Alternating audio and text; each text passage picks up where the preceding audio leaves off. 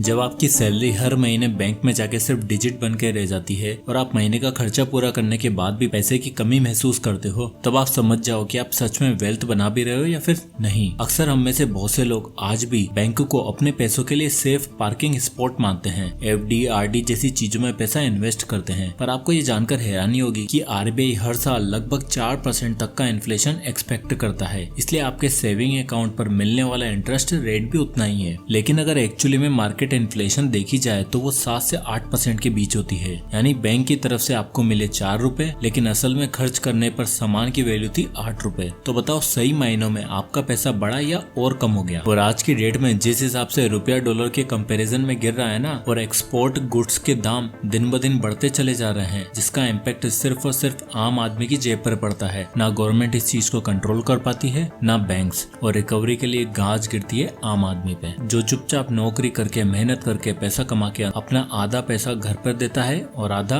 Tax और inflation के चक्कर में सरकार को। महीने के एंड तक आते आते उसके पास बचता है एक खाली वॉलेट। इसलिए अगर आज से इस कम्पिटिटिव वर्ल्ड में अगर आप सोच रहे हो कि एक नौकरी के भरोसे आपकी पूरी जिंदगी कट जाएगी, तो ऐसा नहीं होने वाला। आज की डेट में हमारे पास मल्टीपल एसेट्स और मल्टीपल इनकम सोर्स होना बहुत जरूरी है, जो जरूरत के समय बिना कुछ किए आपको लॉन्ग टर्म के लिए पैसा देते रहेंगे। तो आज मैं आपको 8 ऐसे एसेट्स के बारे में बताऊंगा जो आपकी जेब में हमेशा पैसा लाते रहेंगे, जिसमें सबसे पहला एसेट आता है asset number 1, smart real estate deal. The rich dad कहे जाने वाले रॉबर्ट कियोसाकी का कहना है कि अगर आपको पैसिव इनकम कमानी है और सच में अमीर बनना है तो इन्वेस्ट इन रियल एस्टेट। और अगर आप उनका पहला इन्वेस्टमेंट देखो तो वो भी कुछ ऐसा ही था, एक छोटी सी प्रॉपर्टी जो उन्होंने मार्केट वैल्यू से कम दाम पे खरीदी थी, जिसको उन्होंने थोड़ा रिनोवेट किया और फिर प्रॉफिट के साथ बेच दिया। सिंपल लेकिन स्मार्ट, और यही स्ट्रेटेजी उन्हें मिलियनियर बनाने की जर्नी पे ले गई। आज के टाइम में भी ये स्ट्रेटेजी उतनी ही पावरफुल है। इंडिया के रियल एस्टेट मार्केट अभी $350 बिलियन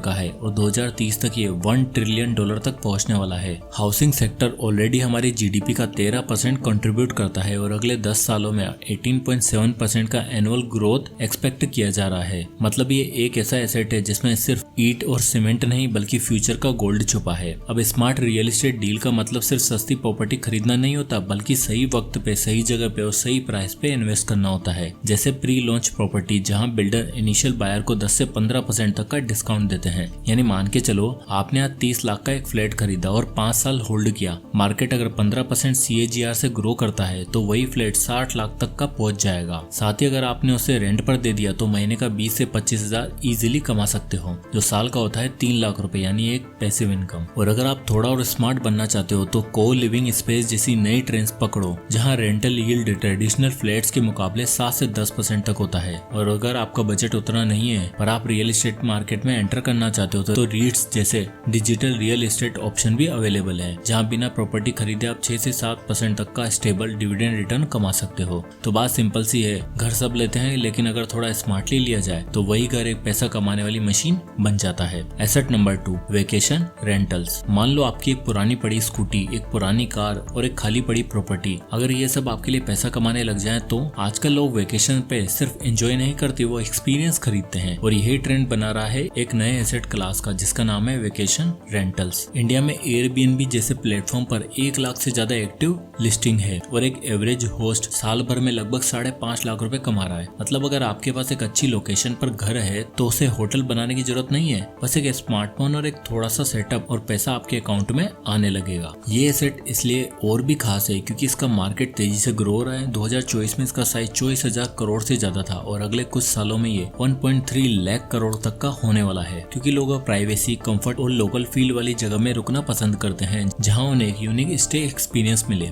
आपकी 2 BHK प्रॉपर्टी जो शायद ऐसे ही खाली पड़ी है, वो एक कपल के हनीमून या किसी सोलो ट्रेवलर के एस्केप स्पॉट में बदल सकती है। अगर आप थोड़ा स्मार्ट प्राइसिंग और मेंटेनेंस का ध्यान रखो तो आप 50 से 60% तक ऑक्यूपेंसी के साथ 3 से 4 लाख रुपए तक सालाना कमा सकते हो। घर के अलावा आप अपनी कार या स्कूटी से भी कमाई कर सकते हो। जूम कार, रेव जैसे प्लेटफॉर्म ने सेल्फ ड्राइविंग कार्स को वीकेंड ट्रेवलर के लिए अफोर्डेबल और एक्सेसिबल बना दिया है। वैसे ही बाउंस या यूलू जैसी ऐप ने मेट्रो सिटीज में स्कूटी शेयरिंग के लिए एक नया ट्रेंड ला दिया है। आपका खुद का 2 व्हीलर भी एक छोटी EMI भरने वाले को या छोटी राइड लेने वाले स्टूडेंट के लिए एसेट बन सकता है और आपके लिए कंसिस्टेंट रेंटल इनकम सोर्स। यानी वेकेशन रेंटल सिर्फ एक लग्जरी नहीं, एक अपॉर्चुनिटी है। घर, कार या स्कूटी जो पहले सिर्फ एक कोने में पड़े रहते थे, अब वो तीनों अलग अलग कोने से इनकम के सोर्स ला सकते हैं और इसे कहते हैं स्मार्ट इन्वेस्टिंग, जहां आप एसेट क्रिएट नहीं उन्हें राइट टाइम पे एक्टिवेट करते हो। Asset number 3, art and collectibles. कभी सोचा है कि एक पेंटिंग आपको मिलियनियर बना सकती है? तैयब मेहता का एक आर्टवर्क क्रूसेड बुल 61 करोड़ रुपए में ऑक्शन हुआ और ये सिर्फ शुरुआत है। इंडिया का आर्ट मार्केट पिछले कुछ सालों में रॉकेट की तरह ग्रो हो रहा है। सेफ्रॉन आर्ट की रिपोर्ट के मुताबिक इंडिया मॉडर्न और कंटेम्प्रेरी आर्ट ने 1000 करोड़ से ज्यादा का ऑक्शन टर्नओवर दिया है और ये CAGR 14 से 18% की पेस से ग्रो कर रहा है। आज के टाइम में आर्ट सिर्फ डेकोरेशन नहीं है, ये एक सीरियस इन्वेस्टमेंट बन गया है। जो लोग म्यूचुअल फंड और स्टॉक में डाइवर्सिफाई करते हैं उनके लिए आर्ट और कलेक्टिबल एक नई अपॉर्चुनिटी का दरवाजा खोलती है। आप vintage coin, comics, tribal jewellery या लिमिटेड एडिशन प्रिंट्स में इन्वेस्टमेंट आपको लॉन्ग टर्म में एक अमेजिंग ग्रोथ का फायदा दे सकता है। अब कलेक्टर्स सिर्फ बड़े शेयरों तक सीमित नहीं है। ऑनलाइन गैलरीज और इंडियन आर्ट फेयर जैसे इवेंट ने नए नए इन्वेस्टर को जोड़ा है। और सबसे बड़ी बात, आर्ट एक ऐसा एसेट है जिसका इमोशनल वैल्यू भी होती है। और अगर आप चाहते हो कि आपकी वेल्थ क्लासी भी हो और सेक्सी भी हो तो एक बार आर्ट जरूर ट्राई करो। Asset number 4, print on demand. ये सिर्फ एक एसेट ही नहीं बल्कि एक बिजनेस आइडिया है जिसका नाम प्रिंट ऑन डिमांड सर्विस है। आजकल कस्टमाइजेशन का जमाना चल रहा है। हर किसी को कपड़े हो या कोई एक्सेसरी सब कुछ कस्टमाइज चाहिए और तो और यहाँ तक कि गिफ्ट भी कस्टमाइज किए जा रहे हैं। ऐसे में अगर आपके पास अच्छी डिजाइनिंग और प्रिंटिंग स्किल है तो आप लोगों की डिमांड के हिसाब से उनके क्लोथ्स पर या एसेसरी पर प्रिंटिंग सर्विस ऑफर कर सकते हो। हम सबका कहीं ना कहीं अपने मेन काम के साथ साथ एक पैशन भी होता है, लेकिन अक्सर लोग उस पैशन पर काम नहीं कर पाते। पर डिजाइनिंग और आर्ट इकलौती ऐसी फील्ड है जिस पर काम करके आप एक ब्रांड भी बिल्ड कर सकते हो। इसके लिए आपको कुछ डिजाइन और पोर्टफोलियो बनाने की जरूरत है। इंस्टाग्राम पेज के थ्रू आप लोगों तक पहुंच सकते हो, अपनी स्किल शोकेस कर सकते हो और इसमें आप अपने एक प्रिंटिंग डिजाइन का 500 से 1500 तक इनिशियली चार्ज कर सकते हो। और जैसे ही आपको ऑर्डर मिलना शुरू हो जाएंगे, थोड़ा बहुत पैसा आना शुरू हो गया, अलग अलग क्लोथिंग ब्रांड के साथ कोलैब कर सकते हो। क्योंकि इस जेनजी के जमाने में हर ब्रांड कस्टमाइज क्लोथ और प्रोडक्ट की तरफ रुख कर रहा है। So it's better printing and sale. और अगर आप अर्ली एज में कुछ लॉन्ग टर्म करने का सोच रहे हो तो इंडिया में ये आपका सबसे बड़ा एसेट साबित हो सकता है। अब आता है asset number 5, the ultimate asset,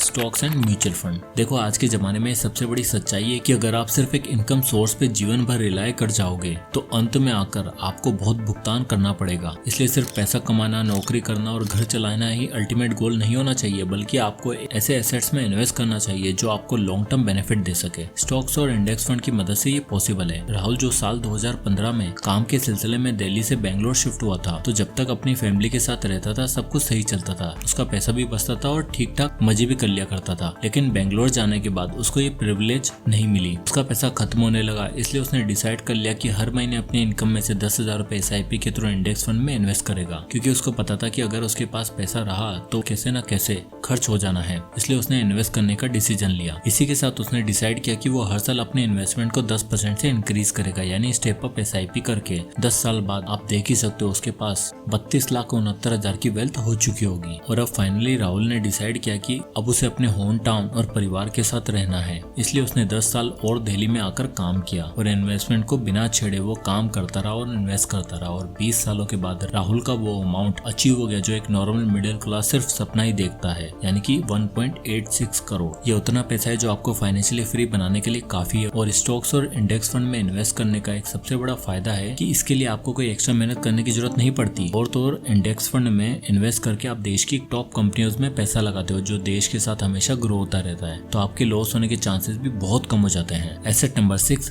the digital one, create a digital asset. अगला एसेट आता है द डिजिटल वन, यानी एक ऐसा एसेट जो अगर सही स्ट्रेटेजी के साथ बनाया जाए तो लाइफ टाइम तक पैसा कमा कर दे सकता है। जयपुर की नेहा शर्मा एक सिंपल सी मैथ टीचर थी जिन्होंने अपनी क्लासरूम टीचिंग को एक ऑनलाइन कोर्स में बदला। बस 5,000 का इनिशियल इन्वेस्टमेंट किया, एक बेसिक होम स्टूडियो सेटअप बनाया और 10 मॉड्यूल रिकॉर्ड करके यूडेमी पर लॉन्च कर दिया। 2000 के कोर्स प्राइस से पहले 6 महीने में 700 एनरोलमेंट मिल गए, 14 लाख का टोटल रेवेन्यू मिल गया, जिससे प्लेटफॉर्म फी के बाद 8.5 लाख रुपए नेहा के अकाउंट में आ गए। अब उनका कोर्स हर क्वार्टर 2 लाख रुपए तक का पैसिव इनकम दे रहा था। ये सिर्फ एक एग्जाम्पल नहीं, ये इंडिया के बदलते डिजिटल लैंडस्केप का स्नैपशॉट है। 2024 में इंडिया की ई लर्निंग मार्केट $8.2 बिलियन तक पहुंच चुकी है और 2033 तक ये 22.6 बिलियन डॉलर तक होने वाली है। इसका मतलब कि हर रोज नए लर्नर डिजिटल प्लेटफॉर्म ज्वाइन कर रहे हैं, नए क्रिएटर अपने डिजिटल प्रोडक्ट बेच रहे हैं, कोर्स ही नहीं NFT जैसे नए डिजिटल एसेट भी मार्केट में तेजी से उभर रहे हैं। आज के जमाने में डिजिटल एसेट बनाना सिर्फ एक साइड हसल नहीं बल्कि एक स्मार्ट वेल्थ क्रिएशन मॉडल है। चाहे आप कोर्स बनाओ, ई बुक लिखो